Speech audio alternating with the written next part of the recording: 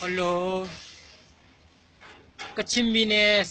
sipi dukha deri ne patte bima bio lai ume. Mani nai lon lo ba. Kachimine ma tai pwe phit ta shin he shi bi. Ai pi du lu thu dukha yauk nida kwa aso ya ga di let lu su tha da ko chono pyo chin lon lo ba.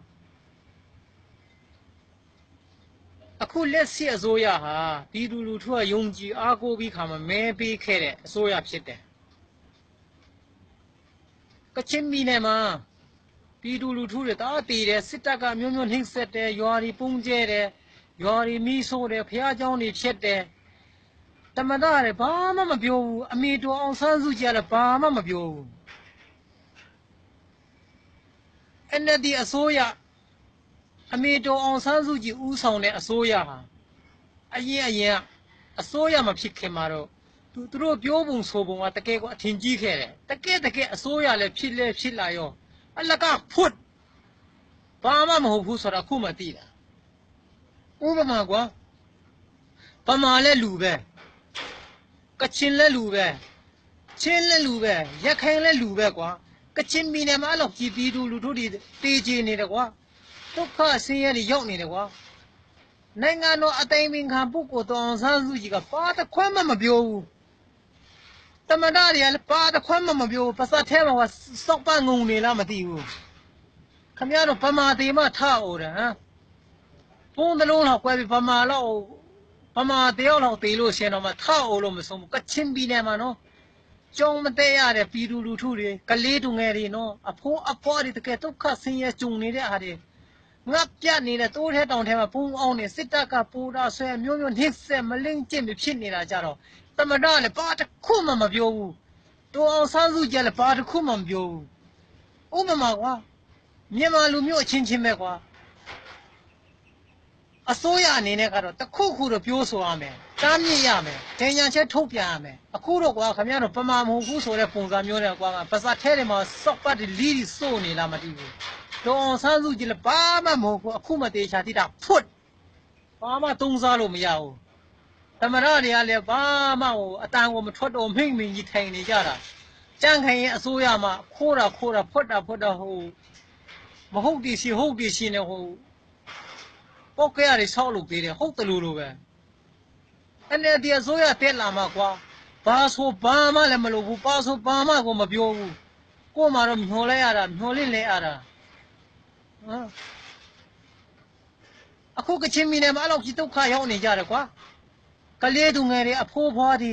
လူကြီးသူငယ်ကလေးတွေအားလုံးရွာတွေစော့မြင်မှာဒုက္ခအကြီးကြီးရောက်နေကြတယ်ကွာစစ်တပ်ကနင်တို့ဗမာစစ်တပ်ကအမျိုးမျိုးနှိမ့်ဆက်နေတယ်ကွာနိုင်ငံတော်ဝန်ကြီးချုပ်ကပါတခုမှမပြောပါတခွန်းမှမပြောဘူးဓမ္မဒတွေကလည်းပါစတ်ထဲမှာစောက်ပငုံနေလားပါတခုမှမပြောဘူးခွေးအောင်လည်းကလည်းလှုပ်ချင်တယ်လို့လှုပ်နေတယ်တို့လူသားချင်းစာနာစိတ်ရှိပါခမရတို့သားသမီးခမရတို့မိသားစုခမရတို့တာမယာမိန်းမဖေးမေအဲ့လိုဒုက္ခရောက်နေဘယ်လိုခံစားမလဲဆိုတော့ခမရတို့ကိုချင်းစာကြည့်ပါနော်ကျွန်တော်အခွက်လုံးနေရင်တကယ်မနေနိုင်လို့လာပြောတာပါ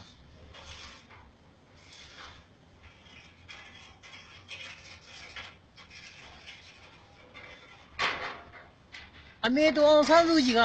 အရင်မှဆိုတကယ်စစ်အာဏာရှင်ကိုတွန်းလှန်ခဲ့တယ်လို့မြင်တယ်အခုတကယ်အစိုးရလည်းဖြစ်လာရောစစ်အာဏာရှင်နဲ့ပေါင်းပြီးခါမှာပြည်သူကိုကချင်ပြည်သူကိုနှိမ့်ဆက်နေတဲ့အစိုးရလိုပဲမြင်တယ်ဘာတစ်ခုမှမပြောဘူးနိုင်ငံတော်ဝန်ကြီးချုပ်ကပြောရမှာပေါ့နိုင်ငံတော်ဝန်ကြီးချုပ်မဖြစ်ခင်မှာတော့မှအရင်တော့မှစစ်အာဏာရှင်တွေနဲ့တလောက်ကြီးတွန်းလှန်ခဲ့သေးတာပဲအခုချိန်မှာနိုင်ငံတော်ဝန်ကြီးချုပ်ဖြစ်တဲ့ပြောဆိုခွင့်အာဏာအပြည့်ရှိတယ်ဥပမာကွာကာကွယ်ဦးစီးချုပ်ရဲ့အောက်မှာပဲဝန်ကြီးချုပ်ကရှိတဲ့ထားလိုက်အောင်အပြတ်အတွန်းလှန်ကိုအတိုက်အခံပြောလို့ရတယ်အစိုးရမဖြစ်ခင်မှာတော့မှဒီလောက်တွန်းလှန်ခဲ့တာပဲအခုအစိုးရဖြစ်လာခါမှာမင်းကြီးနဲ့ကွာဘာဆိုဘာမှမပြောကချင်ပြည်သူတွေအဲ့လိုဒုက္ခရောက်နေတယ်ခင်ဗျားတို့ကိုချင်းစာကြည့်ပါအခုတမန်တော်ကြီးဦးအမြင့်တက်လာလဲအလကားပဲအရင်တော့တမန်တော်ကြီးဦးထင်ကျော်တက်လာလဲအလကားပဲပဲတမန်တော်ပဲတက် ပမာရီကတမတာဖြစ်တယ်စစ်တပ်ကလည်းအခုလိုပမာရီချက်ပမာရီကပဲတိုင်းရင်းသားတွေနှိမ့်ဆက်နေတယ်ဆိုပဲမေးလို့မှဘာမှမပြောဘူးတီပုထဲ့တီပဲတွေလို့မှပါမှားတယ်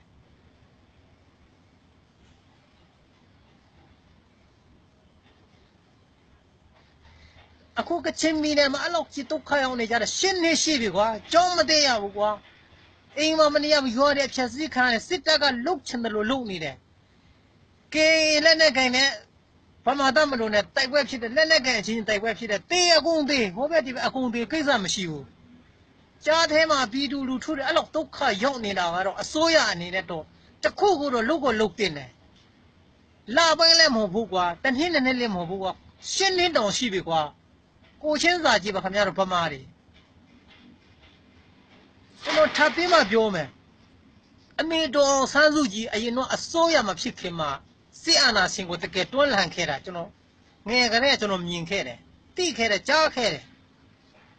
အခုအစိုးရလည်းဖြစ်ရောစစ်အာဏာရှင်နဲ့ပေါင်းပြီးခါမှာပြည်သူကိုညှဉ်းပန်းနှိပ်စက်တဲ့အစိုးရတော်အောင်ဆန်းစုကြည်ဖြစ်နေတယ်တရားပြန်စဉ်းစားပါအဲ့လိုပြောလို့ဟိုနိုင်ငံတော်အကြီးအကဲတွေကိုစိုးကားတယ်မော်ကားတယ်ဘာဖြစ်တယ်ညာဖြစ်တယ်ခမရတို့ထင်မှာခမရတို့တရားစဉ်းစားပါတရားစဉ်းစားပြီးခမရတို့ကချင်းပြည်သူဒီအတော်ဆန်းစုဘာတခွန်းပြောတယ်လေတမတာဘာတခွန်းပြောလေခမရတို့ဗမာတဲ့အတူတူပဲဝန်ကြီးဌာနအကုန်လုံးဗမာဟိုနေရာဗမာဒီနေရာဗမာဖာခေါင်းလည်းဗမာဖာတယ်မလည်းဗမာအကုန်လုံးဗမာနေရာယူတယ်လုတ်ချင်လုတ်နေတယ်ခင်ဗျားတို့တို့အောက်တန်းကြတဲ့စင်ကာပူဒီဟိုနှစ်နှစ်သုံးနှစ်အတွင်းမှာစင်ကာပူကြိုဖို့ဒီဘာမှပြောမနေနဲ့အောင်ခင်ဗျားတို့မြန်မာပြည်မှာလမ်းလေးပါလေးလည်းကောင်းအောင်ပဲရင်ဖောင်းအခုကျွန်တော်တို့ပြည်နယ်ဒီမှာကွာကားလမ်းဆိုတော့ဘာမှတော့မသိဘူးတဲ့လားအများကြီးရှိတယ်နော်လက်စမီဆိုတော့ဘာလဲဟိုမြေကြီးလားဘာလဲတစ်ပင်လားဝလုံးလားဝပင်လားမသိတဲ့လို့အများကြီးရှိတယ်အများလေကြီးထွားကြီးနဲ့ဟိုနိုင်ငံကြိုမယ်ဒီနိုင်ငံကြိုမယ်မပြောနဲ့ကိုယ်နိုင်ငံမှာလူဒီပဲဟိုစနစ်တကျလေးအုပ်ချုပ်အောင်ပဲအရင်ဟွာလို့အောင်ပြီးအာနာစင်စနစ်ကပြည်သူတွေတိုင်းနာပြည်သူတွေညှဉ်းပန်းနှိပ်စက်နေတဲ့စနစ်ကိုပဲပပြောင်းအရင်လုပ်ကြအောင်ထပ်ပြီးမှပြောမယ်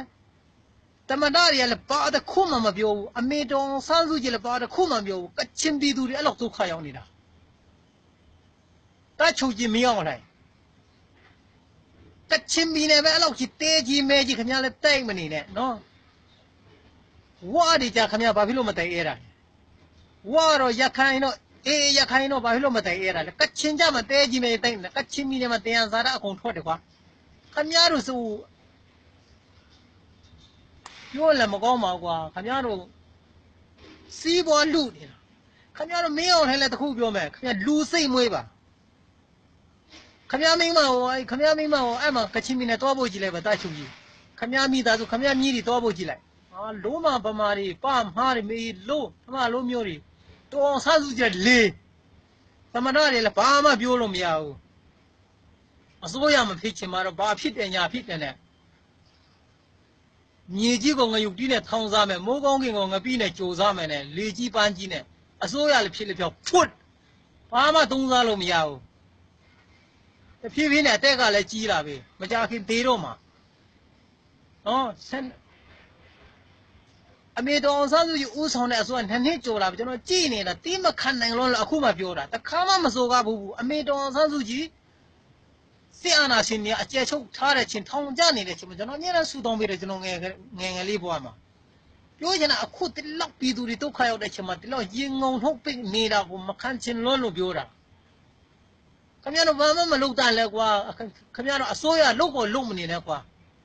ခိုးဖွက်နေတဲ့ဟိုကြန့်ဖွက်ကိုပဲခင်ဗျားတို့ပြန်လွှဲလိုက်ဒါပဲနော်အခုကျွန်တော်အတန်မွေးလေးကြားတယ်လို့ဆယ်ပေးပါကျွန်တော်ကွန်မန်းမှလည်းပြန်ဆဲနိုင်တယ်ဆွေးနေနိုင်တယ်နော်ဒါပဲအမေတော်ဆန်းစုကြည်ကျွန်တော်ဆက်ပြီးမှကြည့်မယ်ကချင်ပြည်နယ်အတွက်ကချင်ပြည်သူတွေအတွက်ကချင်ပြည်သူတွေလည်းအတုခရောက်နေတယ်ဘာပြောမလဲလို့ကျွန်တော်နားထောင်နေမယ်ဒါပဲ